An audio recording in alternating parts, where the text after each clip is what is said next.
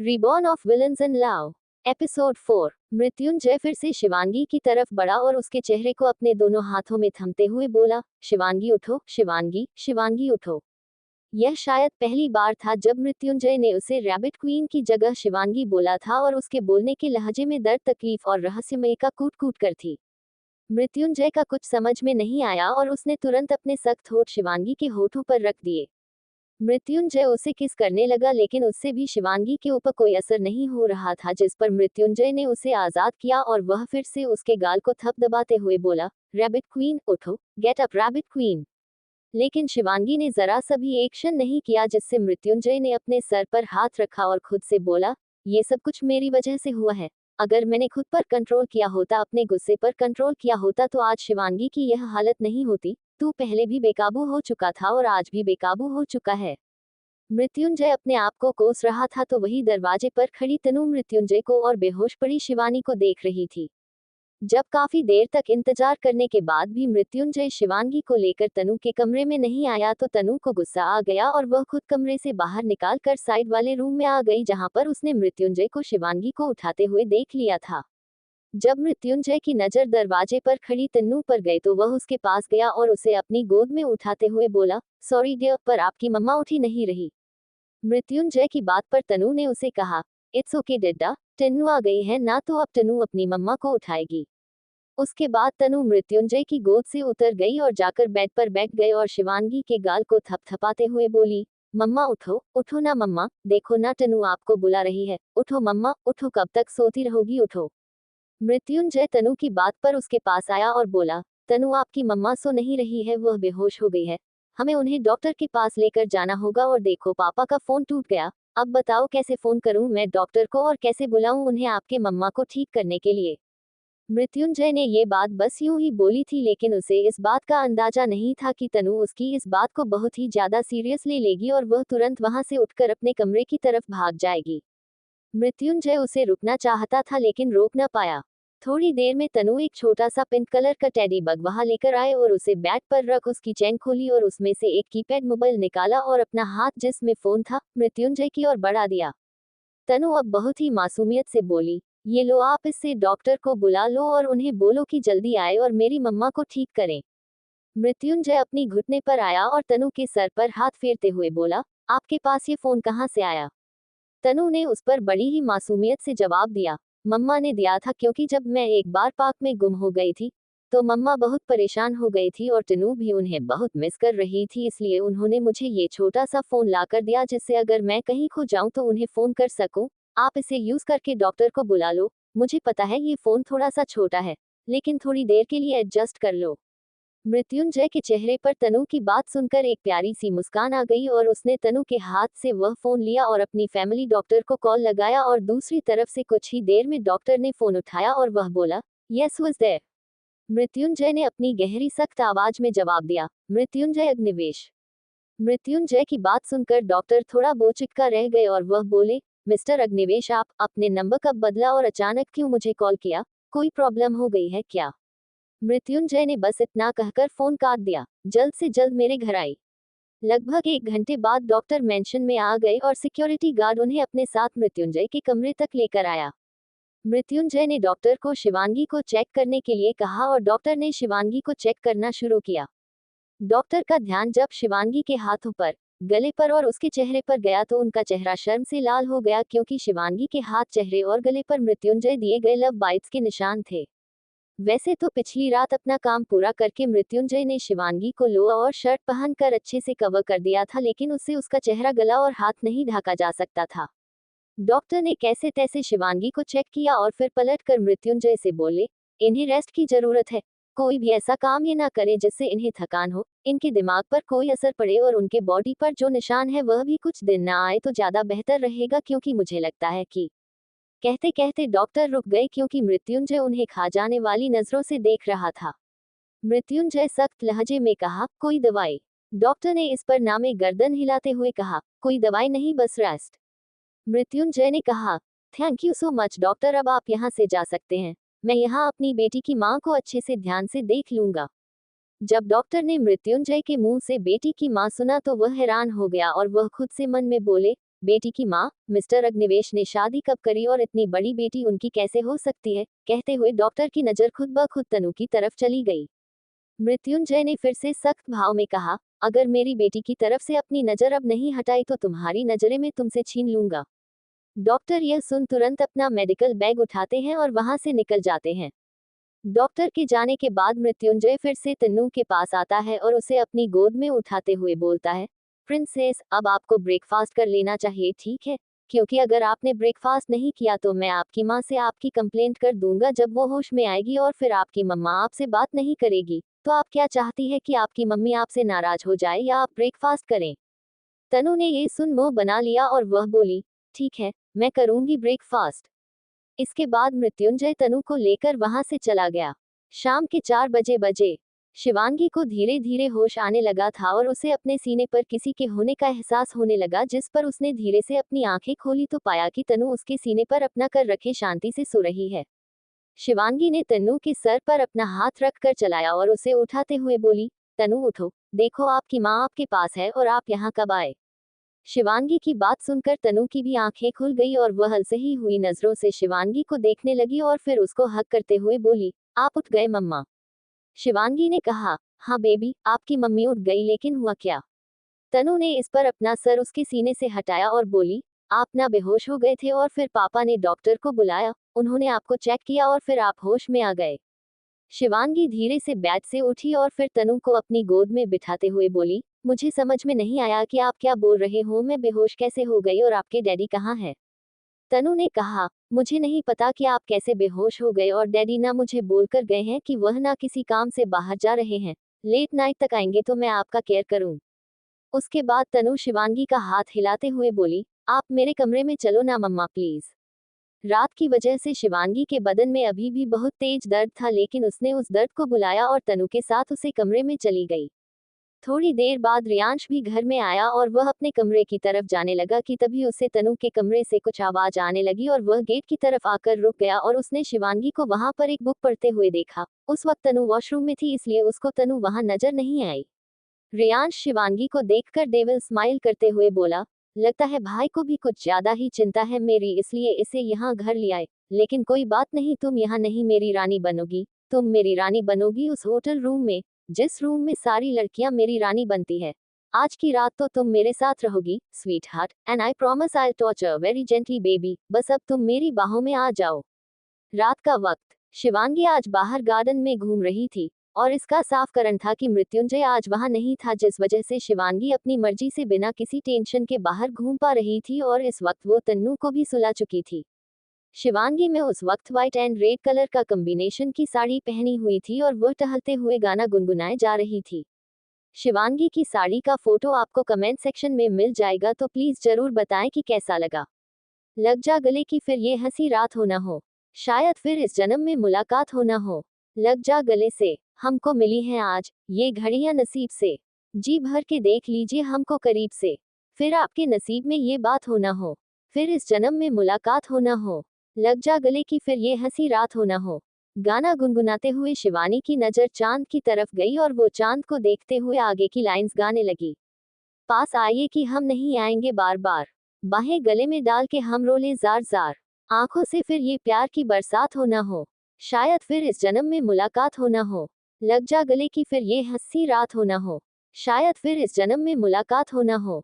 लग जा गले की फिर ये हंसी रात हो ना हो। अपना गाना खत्म करने के बाद शिवांगी ने अपनी आंखें बंद करी और खुद को खुद की बाहों में भर लिया और जैसे किसी की मदहोश भरी छुअन को अपनी बॉडी पर महसूस करने लगी। वह अपने अंदर अपनी फीलिंग्स को समझ ही रही थी कि तभी किसी ने अचानक से पीछे से आकर उसके मुंह पर रुमाल रख दिया। जिस आदमी ने शिवांगी के चेहरे पर रुमाल रखा था, उस आदमी ने अपने चेहरे को काले कपड़े से ढका हुआ था और देखते ही देखते शिवांगी नीचे जमीन पर गिरकर बेहोश हो गई। उसे अपनी जान बचाने तक का समय नहीं मिला और ना ही उसे चिल्लाने का मौका मिला। शिवांगी धीरे धीरे अपनी आंखें बंद कर रही थी और उस काले कपड़े वाले आदमी को देख रही थी, लेकिन वह खुद के लिए कुछ नहीं कर पा रही थी। लगभग 2 घंटे बाद शिवांगी की वही गहरी आंखें खुली और उसने खुद को किसी अलग ही जगह पर पाया। शिवांगी ने आंखें खोलकर देखा तो उसके सामने सबसे ऊपर बने छत पर गई और उसको महसूस हुआ कि वह किसी मखमल से गद्दे पर लेटी हुई है और वह अपना सर पर हाथ रखकर धीरे धीरे उठने लगे तो उसको एहसास हुआ कि वो किसी कमरे में है। शिवांगी पूरे कमरे में नजर दौड़ाती है तो उसे सामने एक आदमी हाफ नेक नजर आता है, जो आईने के सामने खड़ा खुद के बाल को सेट कर रहा था। वो आदमी और कोई नहीं बल्कि रेयांश था, और जब उसने मिरर के जरिए पाया कि शिवांगी को होश आ गया है और वो काफी अनकंफर्टेबल लग रही है, तो उसके चेहरे पर गहरी काली मुस्कान आ गई। वो पलटा और बोला, good evening sexy girl. Shivangi ये सुन रेयांश का चेहरा देखती है और उसके चेहरे की वो स्ट्रॉन्ग सेडक्टिव स्माइल जो देख शिवांगी घबरा जाती है और तुरंत बेड से उठ गेट की तरफ भागती है, पर रेयांश उससे ज्यादा तेज था, जिस वजह से शिवांगी का साड़ी का पल्लू रेयांश पकड़ लेता है और शिवांगी खुद को वही रोक अपने सीने पर हाथ रख लेती है। रेयांश अपनी मैग्नेटिक वॉइस में बोलता है, मुझे खुश के बिना कहा जा रही हो सेक्सी गर्ल। एक रात के पैसे किसी और से मिल गए या ज्यादा चाहिए? देखो, अगर किसी और से मिल गए तो उसे लौटा दो। वो जितना दे रहा है मैं उससे दुगना दूंगा, और मुझसे ही ज्यादा चाहिए तो डोंट वरी, मैं हर लड़की को रात का 10 लाख देता हूँ। लेकिन तुम्हारा जादू अलग है, तुम्हारे जिस्म की खुशबू मुझे मदहोश कर रही है। मैं बेचैन हूँ तुम्हें चूमने के लिए। तुम्हारी आज रात की कीमत होगी 50 लाख रुपए। अब आओ मेरे पास, मेरी बाहों में। Come on sexy girl. वही शिवांगी के कानों में जब ये बात पड़ी तो वो हैरान हो गई और उसकी आंख तुरंत नम हो गई। रेयांश को जब शिवांगी का कोई रिएक्शन नहीं मिला तो उसने अपने कदम उसकी तरफ बढ़ाए और पीछे से ही उसे बाहों में उठाकर बेड पर लेकर गया और उसके ऊपर आ गए। शिवांगी को कुछ रिएक्ट करने का मौका नहीं मिला और वही रेयांश अपने होंठ उसकी तरफ बढ़ाने लगा, और शिवांगी खुद को पिलो में दबाया अपना चेहरा इधर उधर कर रही थी कि उसे टेबल पर रखा वास नजर आया और उसने उस वास को उठाकर तुरंत रेयांश के सर पर मारा। रेयांश हमले के लिए तैयार नहीं था, जिस वजह से वो दर्द के मारे शिवांगी से दूर हुआ और शिवांगी उठ वहां से जाने लगी, लेकिन शिवांगी को ये बात शायद पता नहीं थी कि रेयांश में कितनी हवस है, जो मिटाने के लिए वो दर्द सहन भी कर सकता है और दर्द दब भी सकता है। वो सकपका के तुरंत उठा और शिवांगी की साड़ी का एक कोना पकड़ उसे तुरंत खींच दिया, जिससे घूमते घूमते शिवांगी की बॉडी से उसकी साड़ी अलग हुई। शिवांगी इससे खुद को अपने हाथ से ढकने लगी और रेयांश को देखने लगी। रेयांश ने अपने कदम उसकी ओर बढ़ते हुए कहा, तेरे अंदर बहुत गर्मी है। इतने प्यार से ट्रीट कर रहा था, पैसा भी 5 गुना कर दिया, लेकिन तुझे खुद को झुकाते हुए शर्म नहीं आई? आज तो तेरी आबरू जाकर रहेगी। कह रेयांश उसके करीब आ गया, लेकिन शिवांगी के पास अभी भी वो वास का टुकड़ा था और उसने उसे फिर से रेयांश के सर पर मारा, और कमरे में एक जगह हॉकी और क्रिकेट बैट रखा हुआ था, जिसमें से उसने हॉकी निकाल रेयांश पर हमला किया, लेकिन रेयांश ने उसे पकड़ लिया और उसके हाथ से छीनकर उसके डॉक्टर टुकड़े कर फेंक दिया, जो देख शिवांगी और घबरा गई और अपने पैर पीछे लेने लगी, लेकिन कितना पीछे होती, दीवार ने उसका रास्ता रोक दिया। रेयांश उसके करीब आया और गुस्से वाली नजरों से उसे घूरने लगा और जोर से 2 थप्पड़ उसके गालों पर मारे, जिससे बैलेंस बिगड़ने की वजह से शिवांगी जमीन पर गिर गई। रेयांश के हाथ में लोहे का कड़ढ़ा था जो कि काफी तेज था, और थप्पड़ लगने की वजह से शिवांगी के होंठ छिल गए और उसके चेहरे पर कुछ कुछ जगह छिलने के निशान आ गए। रेयांश नीचे झुका और उसके पैर पर अपने पैर से उसे दबा दिया, जिससे शिवांगी हिल न सकी और उसकी चीख निकल गई। रेयांश ने अपना हाथ आगे बढ़ाया और उसके ब्लाउज को भी उत्तर फेंका, जिससे अब शिवांगी रोने लगी और खुद को कवर करते हुए बोली, प्लीज मुझे जाने दो। क्यों कर रहे हो ऐसा? प्लीज जाने दो। रेयांश ने अपना होंठ साफ कर उसके बाल अपनी मुट्ठी में भर खींचते हुए बोला, मैंने भी सोचा था कि बड़े प्यार से पेश आऊंगा, पर तुम डिजर्व नहीं करती तो क्या करो। कहने के बाद रेयांश ने शिवांगी को पैरों से उठाया और जाकर बेड पर पटक दिया और उसके ऊपर आकर उसकी गर्दन को अपने होठों से छू काटने लगा। रेयांश इतनी बेरहमी दिखा रहा था जिससे शिवांगी की चीख निकल गई। उसके बाद रेयांश उसके होठों की तरफ बढ़ा कि किसने दरवाजे पर दस्तक दी, लेकिन रेयांश ने इग्नोर किया। लेकिन दरवाजे पर ठक ठक हो रही थी, जिससे इरिटेट होकर वो उठा और दरवाजे को तुरंत खोल। गुस्से में कुछ बोलने को ही हुआ कि सामने वाले इंसान को देख वो हैरान हो गया और डर के मारे कांपने लगा। रेयांश इतनी बेरहमी दिखा रहा था जिससे शिवांगी की चीख निकल गई। उसके बाद रेयांश उसके होठों की तरफ बढ़ा कि किसने दरवाजे पर दस्तक दी, लेकिन रेयांश ने इग्नोर किया। लेकिन दरवाजे पर ठक ठक हो रही थी, जिससे इरिटेट होकर वो उठा और दरवाजे को तुरंत खोल। गुस्से में कुछ बोलने को ही हुआ कि सामने वाले इंसान को देख वो हैरान हो गया और डर के मारे कांपने लगा। सामने खड़े इंसान की डरावनी आंखें रेयांश बर्दाश्त नहीं कर पा रहा था। रेयांश के मुंह से हकलाते हुए निकला, भा भाई। सामने मृत्युंजय खड़ा था। मृत्युंजय की काफी गुस्से भरी नजर रेयांश के ऊपर थी और उससे होते हुए मृत्युंजय की नजर बेड पर खुद को ब्लैंकेट से समेट कर कवर किए बैठी हुई शिवांगी पर गई, जो कि फूट फूट कर रो रही थी। अभी तक शिवांगी की नजर मृत्युंजय की तरफ नहीं गई थी। मृत्युंजय एकटक एक्सप्रेशन लेस नजरों से शिवांगी को देखने लगा और जब शिवांगी को अपनी ऊपर किसी की नजरों की गर्मी महसूस हुई तो उसने गेट की तरफ देखा और मृत्युंजय को वहां देखकर वह हैरान हो गई। मृत्युंजय को वहां देखकर जैसे शिवांगी की दिल में खुशी की लहर सी उठी। वह तुरंत बेड से उठी और भाग के मृत्युंजय के पास गई और उसके सीने से लग गई और रोने लगी। शिवांगी उस वक्त अपने इनरवियर और पेटीकोट में थी और वह उसी कंडीशन में जाकर सीधा मृत्युंजय के गले लग गए। मृत्युंजय के साथ उसके दो और आदमी थे जिन्होंने शिवांगी को बस एक नजर देखा था और उन्होंने अपनी नजरें दूसरी तरफ फेर ली क्योंकि वह जानते थे कि अगर उन्होंने उसे एक पल के बाद एक सेकंड और के लिए शिवांगी को वैसे देखा तो रियांश के बाद मृत्युंजय का शिकार वह दोनों बनेंगे। मृत्युंजय भी शिवांगी के उतरे हुए कपड़े और उसकी वह डरी हुई हालत देख चुका था। वहीं रेयांश शिवांगी के मृत्युंजय के ऐसे अचानक गले लग जाने से भी हैरान था। मृत्युंजय ने शिवांगी को अपनी बाहों में भरा और अपनी उबलते हुई गहरी गुस्से वाली नजरों से रियांश को देखने लगा, जिससे रियांश डर डर के पानी पानी हो गया। मृत्युंजय ने अपना ब्लेजर उतारा और तुरंत शिवांगी को उसे पहनाया और उसे अपने आप से दूर कर वहां रखे सोफे पर बिठाया और फिर अपने कदम रियांश की तरफ बढ़ा दिए। रियांश अपने कदम पीछे लेते हुए बोला, सॉरी भाई, मुझे नहीं पता था कि यह लड़की आपसे रिलेट करती है। अगर मुझे पता होता तो मैं ऐसा कुछ नहीं करता। सॉरी, सॉरी भाई, सॉरी, मुझे नहीं पता था। प्लीज मुझे मत मारना भाई, प्लीज प्लीज मारना मत मुझे भाई प्लीज, सॉरी सॉरी।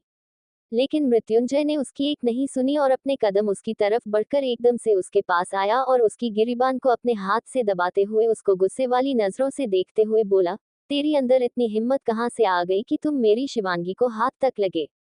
रियांश की सांसें उखड़ने लगी थी, मृत्युंजय का उसके गले को इतनी तेज पकड़ने की वजह से, और वह अपनी उखड़ी हुई सांसों से बोलने लगा, मुझे नहीं पता था भाई कि ये लड़की आपसे रिलेट करती है। अगर पता होता तो मैं कभी कुछ ऐसा करता ही नहीं। माफ कर दो भाई, माफ कर दो। मृत्युंजय रेयांश के गले को कस की पकड़ा और बोला, मतलब क्या है तेरा? अगर ये लड़की मुझसे ताल्लुक नहीं रखती तो तू इसके साथ वह सब कर लेता हूँ। तुझे क्या लगता है ये लड़कियों के साथ खेल खेलना ऐश का काम है, मर्दनगी का काम है? मैं तुझे दिखाता हूँ कि मर्दानगी किसे कहते हैं। कहते हुए मृत्युंजय ने एक लात रेयांश के दोनों पैरों के बीच वाले हिस्से पर मारी, जिससे रेयांश की चीख निकल गई और वह अपने उस हिस्से को पकड़कर नीचे जमीन पर बैठ गया।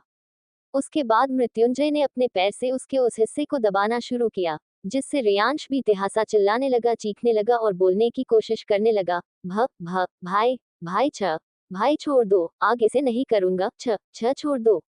रियांश के ऐसे गिड़गिड़ाने से मृत्युंजय ने अपना पैर हटाया और फिर अपने दोनों आदमियों की तरफ सिर्फ एक नजर दौड़ाई, जिससे उन दोनों आदमी ने रियांश के दोनों कंधे पकड़े और उसे वहां से घसीटते हुए लेकर चले गए।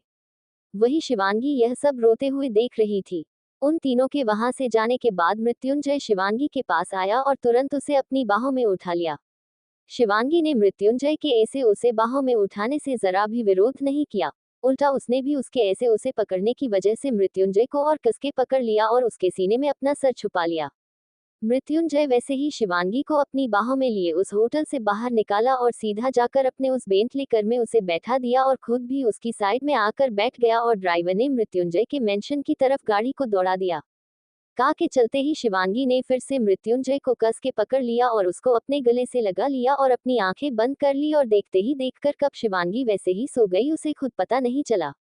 सुबह का वक्त, शिवांगी जब सोकर उठी तो उसके कपड़े बदले हुए थे। उसने एक लॉन्ग नाइट ड्रेस पहनी हुई थी जो उसकी बॉडी को पूरे तरीके से कवर कर रही थी।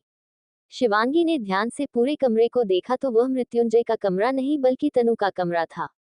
शिवांगी की नजर सोई हुई तनु के पास गई और फिर वह प्यार से उसका सर सहराने लगी कि तभी उसे पिछली रात की सारी बातें धीरे धीरे याद आने लगी, जिससे शिवानी के चेहरे पर पसीना साफ देखा जा सकता था। शिवांगी का पूरा चेहरा पसीने से भीग गया और उसकी आंखें भी आंसुओं से गीली हो गई। उसे अजीब सी फीलिंग होने लगी थी रियांश के उसके करीब आने से। उसने मृत्युंजय और रियांश के बीच के करीबी को डिफरेंशिएट करना शुरू किया। जब भी मृत्युंजय शिवांगी के करीब आता था तो उसे गुस्सा आता था, लेकिन जब कल रात रियांश उसके करीब आया तो उसे डर लगने लगा था। उसने ये भी महसूस किया कि जब मृत्युंजय उसके करीब आया था तो उसे कभी भी नेगेटिव वाइब उसके अंदर से कभी नहीं आई। उसे हमेशा ऐसा लगता था कि मृत्युंजय उसे बहुत ही जेंटली और बहुत ही सही तरीके से छू रहा है, जैसे उसका उसको छूने का कोई गलत इंटेंशन नहीं है। लेकिन रियांश का सिर्फ एक टच ही शिवानी के रोंगटे खड़ा कर गया। शिवांगी बैठे बैठे मृत्युंजय और रियांश को डिफरेंशिएट कर रही थी और साथ ही साथ उसे पिछली रात की रियांश की सारी हरकत याद आ रही थी। जिसे शिवांगी के चेहरे पर पसीना तो आ ही रहा था, लेकिन उसकी बॉडी भी थर थर कांप रही थी, जैसे अभी फिर से रियांश उसके पास आएगा और उसके साथ जबरदस्ती करने की कोशिश करेगा। उसके अंदर जैसे एक ऐसी नेगेटिव एनर्जी आने लगी कि अगर फिर से रियांश ने उसके साथ ऐसा कुछ करने की कोशिश करी और इस बार मृत्युंजय उसे बचाने नहीं आया तो उसके साथ क्या होगा। शिवांगी इन सब से काफी ज्यादा परेशान हो चुकी थी और वह खुद से गुस्से में चिल्ला कर बोली, मैं इंसान हूँ, कोई खिलौना नहीं जो हर कोई आता है और मेरे जिस्म के साथ खेल कर चला जाता है। उस इंसान का आज तक पता नहीं चला जिसके साथ मैंने अपनी जिंदगी की वह मूवमेंट शेयर करी जो मैं अपने हस्बैंड के साथ शेयर करना चाहती थी। उसके बाद मेरी लाइफ में मृत्युंजय आया। भले ही उसके आने से मुझे कभी भी डर नहीं लगा, लेकिन उसने भी तो मुझे अपने मतलब के लिए यूज किया। और अब मृत्युंजय का भाई क्यों सारी मेरी बॉडी का यूज कर रहे हैं? क्यों मुझे मेरी बेटी के साथ जीने नहीं दे रहे हैं? मैंने क्या बिगाड़ा है सबका? क्या क्यों मुझे मेरी सिंपल लाइफ कोई जीने नहीं दे रहा? कहते हुए शिवांगी रोने लगी, लेकिन उसे इस बात का अंदाजा नहीं था कि गेट के पास खड़ी दो डरावनी आंखें उसे ही देख रही है। आखिर कौन कौन है दरवाजे के पास, मृत्युंजय या रियांश या कोई और? क्या शिवांगी को उसके सारे सवालों के जवाब मिलेंगे? शिवांगी सब बोल रही थी, लेकिन उसे अंदाजा नहीं था कि दरवाजे के पास खड़ा मृत्युंजय कब से उसे ही घूरे जा रहा है। मृत्युंजय काफी देर तक उसे वैसे ही घुरा और फिर वहां से बिना कुछ बोले चला गया। वही तनु भी शिवांगी के ऐसे चिल्लाने से उठ गई और शिवांगी को बोली, गुड मॉर्निंग मम्मा। तनु की आवाज सुनकर शिवांगी ने अपनी गर्दन दूसरी तरफ कर उसे देखा और फिर उसे अपनी गोद में ले लिया और उसके गुड मॉर्निंग का रिप्लाई दिया, गुड मॉर्निंग प्रिंसेस। तनु ने शिवांगी के गालों पर किस किया और वह बोली, मम्मा आप चिल्लाए क्यों? शिवांगी इस पर कुछ पल सोचती रही कि आखिर वह जवाब क्या दे। फिर उसने बात बनाते हुए कहा, क्योंकि आप उठ नहीं रही थी। मैं कब से आपको बोल रही थी कि तनु उठ जाओ, तनु उठ जाओ, सुबह हो गई है, लेकिन आप उठे नहीं, तो मुझे चिल्लाना पड़ा। तनु ने इस पर मुंह बना लिया और वह मुंह फेरते हुए बोली, वेरी बैड मम्मा, ऐसे भी कोई चिल्लाता है? डिड यू नो, मैं डर गई थी कि आपको क्या हो गया कि आप चिल्लाए क्यों? शिवांगी इस पर अपनी कान पकड़ते हुए बोली, अच्छा सॉरी, आप अभी मम्मा को माफ कर दो। अभी मामा ऐसा कभी नहीं चिल्लाएगी आपके ऊपर। ओके, अभी चलो जल्दी से नाई नाई करते हैं और फिर ब्रेकफास्ट करेंगे। तनु ने इस पर अपनी गर्दन हमें खिलाए और फिर शिवांगी उसके साथ बाथरूम में गई। कुछ देर में शिवांगी मरून कलर की साड़ी पहनकर बाहर आए और उसने तनु को एक प्यारी सी येलो कलर की फ्रॉक पहनी जिसमें वह बहुत ही ज्यादा क्यूट और एड्रेबल लग रही थी। शिवांगी ने तुमको हाथ पकड़ा और कमरे से बाहर निकल गई और उसके साथ सीढ़ियों से होते हुए नीचे हॉल में आए और काम कर रही एक मेड से बोली, ब्रेकफास्ट मिलेगा क्या? उस मेड ने शिवांगी को देखा और वह अपना सर नीचे झुकते हुए बोली, गुड मॉर्निंग मैम। हाँ, आपको नाश्ता मिलेगा ना? आप डाइनिंग रूम में चले जाए, आपको नाश्ता वही मिल जाएगा। मेड के जवाब पर शिवांगी ने फिर पूछा, डाइनिंग रूम कहाँ है? मेड ने इशारे से शिवांगी को जवाब दिया, किचन से बिल्कुल सटकर जो कमरा है वही डाइनिंग रूम में। शिवांगी ने तनु उसके बाद अपनी गोद में उठाया और सीधा डाइनिंग रूम की तरफ चल पड़ी। शिवांगी जब डाइनिंग रूम में आई तो उसने देखा कि एक औरत जो कि दिखने से थोड़ी सी और लग रही थी और उसका पहनाव भी राजशाही जैसा लग रहा था, जैसे वह इस घर की मालकिन हो। वह डाइनिंग टेबल पर रखी सभी प्लेट्स, ग्लासेस और स्पून को एक अच्छे साफ कपड़े से साफ कर रही थी। जब उस औरत की नजर शिवांगी और शिवांगी की गोद में तनु पर गई तो उस औरत के चेहरे पर एक बड़ी सी मुस्कान आ गई और उसने अपने हाथ में पकड़ी हुई प्लेट को वापस से टेबल पर रखा और तुरंत शिवानी की तरफ जाकर बिना शिवानी की इजाजत के तनु को अपने गोद में ले लिया और उससे बोली, गुड मॉर्निंग प्रिंसेस, कैसी हो आप? तनु इस पर मुस्कुराते हुए बोली, मैं बहुत अच्छी हूँ दादी। तनु के मुंह से उस औरत के लिए दादी शब्द सुनकर शिवांगी हैरान हो गई और उसे औरत को एक तक देखने लगी। ये औरत और कोई नहीं बल्कि मृत्युंजय की मां है, योगिता अग्निवेश। योगिता ने शिवांगी की तरफ देखकर कहा, मुझे माफ करना बेटा, मैंने तुम्हारे बिना इजाजत की अपनी पोती को तुम्हारी गोद से लिया, पर क्या करूं, पहली बार अपनी पोती को देखा ना तो ऐसा लगा कि बस इसे अपने सीने से लगा कर रखो। सॉरी बेटा। शिवांगी अभी भी हैरान थी। वह धीरे से बोली, कोई बात नहीं। कुछ ही देर में मृत्युंजय भी वहां पर एक बिजनेस मरून कलर के सूट में वहां आया और सीधा जाकर अपनी हेड चेयर पर बैठ गया। उसने एक नजर भी शिवांगी को नहीं देखा।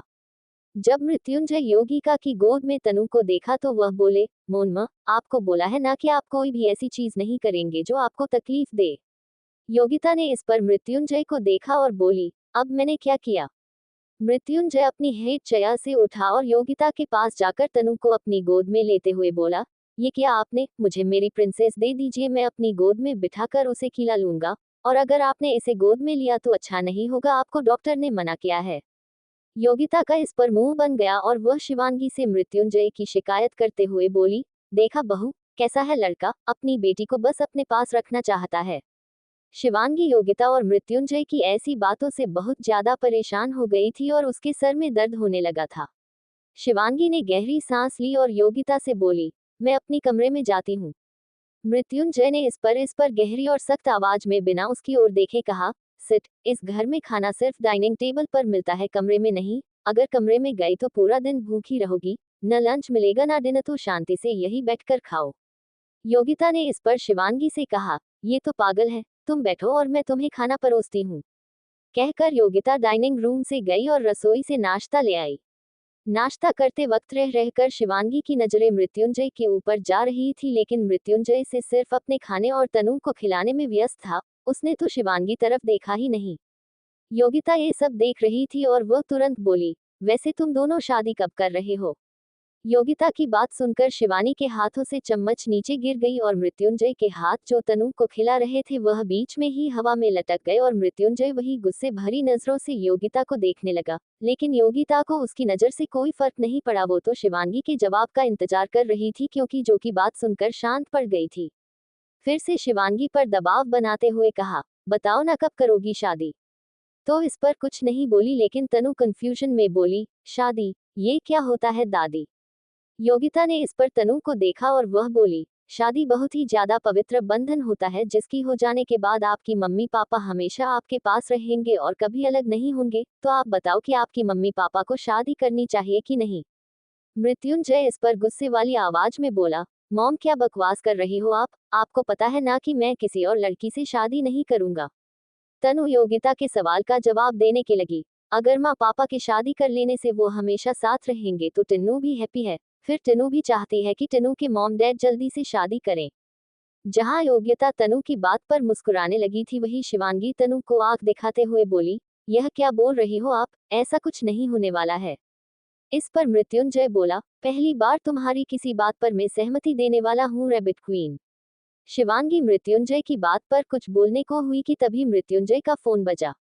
मृत्युंजय ने फोन उठाया और दूसरी तरफ से मृत्युंजय के खास आदमी ने कुछ ऐसा कहा जिसे सुनकर मृत्युंजय के चेहरे पर एक गहरी और बड़ी स्माइल आ गई, जिसे महसूस कर शिवांगी और योगिता दोनों डरने लगी, क्योंकि स्माइल बहुत ही ज्यादा खतरनाक थी। लेकिन वहीं दूसरी तरफ हमारी तनु, वो तो मृत्युंजय की स्माइल देखकर उस पर फिदा हो गई। मृत्युंजय ने कहा, I am coming in half an hour. Mrityunjay ने फोन काटा और अपना अधूरा नाश्ता छोड़कर वहां से चला गया। योगिता उसे जाते हुए देखकर बोली, मृत्यु, तुझे आगे बढ़ना पड़ेगा। क्यों एक इंसान की वजह से अपनी जिंदगी को रोक कर बैठा है? योगिता की बात पर शिवांगी एक तक बस उसे ही देखती रही, क्योंकि उसके दिमाग में अब बहुत सारे सवाल आने लगे थे मृत्युंजय की एग्जिस्टेंस पर। मृत्युंजय ने फोन काटा और अपना अधूरा नाश्ता छोड़कर वहां से चला गया। योगिता उसे जाते हुए देखकर बोली, मृत्यु, तुझे आगे बढ़ना पड़ेगा। क्यों एक इंसान की वजह से अपनी जिंदगी को रोक कर बैठा है? योगिता की बात पर शिवांगी एक तक बस उसे ही देखती रही, क्योंकि उसके दिमाग में अब बहुत सारे सवाल आने लगे थे मृत्युंजय की एग्जिस्टेंस पर। मृत्युंजय वहां से चला गया और योगिता बस उसे जाते हुए देखती रही। तनु अपनी जगह से उठकर शिवांगी के पास आए और उसके पैरों से लिपटे हुए बोली, माँ पापा कहाँ गए हैं? शिवानी को तनु का मृत्युंजय को पापा बोलना बिल्कुल अच्छा नहीं लगता था, लेकिन वह तनु के ऊपर गुस्सा नहीं करना चाहती थी, इसलिए वह बोली, वह अपने ऑफिस गए हैं, उन्हें काम है, अब आप अपने रूम में जाए। तनु ने हाँ किया और अपनी डॉल को लेकर वहां से अपने रूम की तरफ चल पड़ी। योगिता ने भी मैड्स को बुलवाकर वहां से झूठी प्लेट्स हटवाया और वह खुद भी वहां से जाने लगी कि तभी शिवांगी ने उसका हाथ पकड़ रोक लिया और योगिता ने पलटकर उसका चेहरा देखा, जो बिल्कुल शांत था। योगिता ने सवाल किया, क्या हुआ बेटा, मेरा हाथ पकड़ के रोक क्यों, कुछ काम है? शिवांगी ने तपाक से कहा, हाँ काम है और आप मेरे सवालों के जवाब देंगे। योगिता ने कहा, हाँ पूछो ना, क्या सवाल है? शिवांगी बोली, आपने अभी जाते हुए मृत्युंजय को कहा कि क्यों उस एक इंसान की वजह से अपनी जिंदगी रोक कर बैठा है। किस इंसान की वजह से मृत्युंजय अपनी जिंदगी रोक ली है? क्या हुआ उसके साथ और वह इतना भड़क क्यों गया जब आपने हम दोनों की शादी की बात कही? मतलब मेरा भड़कना जायज है, क्योंकि मैं बिल्कुल भी मृत्युंजय को नहीं चाहती, पर मृत्युंजय क्यों भड़का, क्योंकि वह तो खुद मुझे अपनी मर्जी से यहाँ लेकर आया था। योगिता अपना हाथ शिवांगी के हाथ से छुड़ाते हुए बोली, वह तुम्हें अपनी मर्जी से नहीं लेकर आया है और ना ही वह तुम्हें चाहता है। वह तनु को चाहता है, इसीलिए तुम्हें लेकर आया है। क्योंकि तुम तनु की माँ हो। वह सिर्फ और सिर्फ तनु को चाहता है अपनी जिंदगी में और उसे ही अपनी पूरी दुनिया मानता है। उसका तुमसे कोई ताल्लुक नहीं है, पर मैं चाहती हूँ कि तुम्हारा उससे ताल्लुक हो। तुम उससे शादी करो, वह अपनी जिंदगी में आगे बढ़े। मैं यह चाहती हूँ। शिवांगी को अभी भी योगिता की बात समझ में नहीं आई, तो उसने उसे सवालिया नजरों से देखा और बोली, क्या मतलब कि मृत्युंजय मुझे तनु की वजह से यहाँ लेकर आया है और मृत्युंजय को तनु क्यों चाहिए? और आप किसी इंसान की बात कर रही है? मुझे कुछ समझ में नहीं आ रहा है, प्लीज आप मुझे अच्छे से एक्सप्लेन करिए आंटी जी।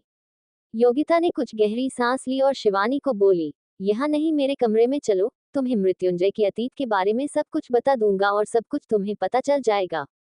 वहीं दूसरी तरफ लाइफ केयर हॉस्पिटल अस्पताल के बाहर एक बेंटले आकर खड़ी हुई और उसके अंदर से मृत्युंजय अपने बिजनेस सूट को पहने उसमें से बाहर निकाला और उसके साथ उसके कुछ आदमी भी बाकी कर से बाहर निकले और वह सारे के सारे अपने तेज और रोब कदमों से हॉस्पिटल के अंदर गए।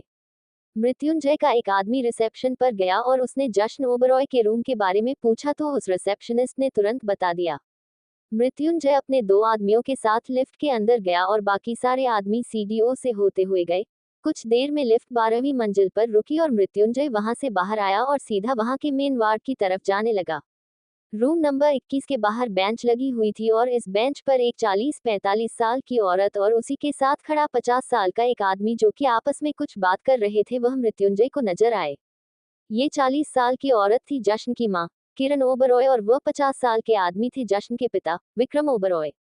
उन दोनों का चेहरा बहुत ही ज्यादा माइलेज था क्योंकि पिछले 15 दिनों से जश्न हॉस्पिटल में एडमिट था। कुछ ही देर में एक औरत जो कि देखने से विवाहित लग रही थी, नर्स उसे लेकर बाहर आए और बोली, मैडम, आपको हमने बोला ना कि आप उनसे नहीं मिल सकती है, उसके बावजूद आप बार बार कमरे में आए जा रहे हैं। आप प्लीज बाहर रहिए हैं या तो अपने घर जाइए, यहाँ मत आए पेशेंट के पास, उनके बॉडी में बहुत ज्यादा इन्फेक्शन है, अगर उनका इन्फेक्शन आपके ऊपर आ गया तो आप क्या करेंगे? आपकी जान जा सकती है। वह औरत जिसकी उम्र लगभग 27 साल के आसपास लग रही थी, वह जश्न की पत्नी थी, एकता ओबरॉय। एकता अपना हाथ नर्स के हाथ से छुड़ाते हुए बोली, कैसी हैं आप? मुझे मेरे हस्बैंड से मिलने भी नहीं दे रही है। इतने दिनों से वह अस्पताल में है, कोमा में है। मैं उनसे मिलना चाहती हूँ। आपके अंदर दया भाव है भी या नहीं? नर्स एकता से बहुत ज्यादा परेशान हो चुकी थी इन 15 दिनों में और वह थोड़ा सख्ती से बोली, मैडम आप अंदर जा सकती है और अगर आपको इन्फेक्शन चढ़ गया ना तो मैं आपका ट्रीटमेंट बिल्कुल नहीं करने वाली और जो डॉक्टर आपका ट्रीटमेंट करेगा मैं उसे साफ साफ बोल दूंगी कि आप अपने हस्बैंड के पास गई थी। मैं भी देखती हूँ ऐसा कौन डॉक्टर है जो आपको बिना सुनाए आपका ट्रीटमेंट करेगा, सब सिर्फ आपको ताना मारेंगे, वह भी बहुत कड़वे वाले। किरण ने अपना हाथ दिखाकर नर्स को शांत किया और फिर एकता को अपने पास बुलाकर बोली, एकता यहाँ शांति से बैठ जाओ बेटा, ये लोग बहुत बेरहम हैं, हमें हमारे बेटे से मिलने भी नहीं देते। कहने को तो जश्न का परिवार बहुत बड़ा था, रईस था, लेकिन कॉमन सेंस शायद उनके अंदर खत्म हो चुकी थी। मृत्युंजय वहां जश्न के परिवार का तमाशा खड़े हुए देख रहा था। उसके बाद उसने जश्न के रूम में जाने का प्लान ड्रॉप किया और सीधा जिस डॉक्टर ने जश्न का इलाज किया था उस डॉक्टर के केबिन में चला गया। वह डॉक्टर उस वक्त एक दंपति से प्रेगनेंसी को लेकर कुछ बातें कर रहा था कि तभी मृत्युंजय अचानक से दरवाजा खोला और डॉक्टर मृत्युंजय को वहां देखकर एकदम हैरान हो गए। प्रेग्नेंट लेडी को देखकर एक पल के लिए मृत्युंजय वही थम सा गया। उसे कुछ धुंधली और पुरानी बातें याद आने लगी, जिसमें एक लड़की थी जो कि दिखने में प्रेग्नेंट लग रही थी और एक आदमी था जो उसके बहुत ही ज्यादा केयर कर रहा था। मृत्युंजय उन यादों को जी ही रहा था कि तभी डॉक्टर की उसे आवाज आई, मिस्टर अग्निवेश, आप अचानक से, कोई सीरियस कंडीशन तो नहीं हुई ना आपको? मृत्युंजय डॉक्टर की बात सुनकर होश में आया और तीखी नजरों से डॉक्टर को देखते हुए बोला, मतलब आप चाहते हैं कि मुझे कोई सीरियस कंडीशन हो जाए, कोई सीरियस बीमारी हो जाए?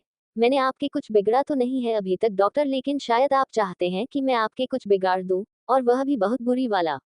डॉक्टर मृत्युंजय की बात सुनकर डर गए और वह बोले, नहीं नहीं, मैं ऐसा कुछ नहीं चाहता कि आपको कोई बीमारी हो या किसी सीरियस कंडीशन में फंस जाए। मैं तो बस ऐसे जनरली ऐसे डॉक्टर पूछ रहा था, आप तो पसंद ले गए मेरी बातों को। मृत्युंजय ने डॉक्टर की बातों को इग्नोर किया और फिर गुस्से भरी नजरों से उन कपल को देखा और फिर वह कपल भी वहां से तुरंत मृत्युंजय के डर से वहां से चले गए। आखिर मृत्युंजय क्यों आया है डॉक्टर से मिलने? आखिर ऐसा कौन सा राज है मृत्युंजय का जो योगिता शिवांगी को बताने वाली है? Thank you for listening. Like और कमेंट करना ना भूलें और मोर स्टोरीज के लिए सब्सक्राइब करें। मिलते हैं नेक्स्ट वीडियो में।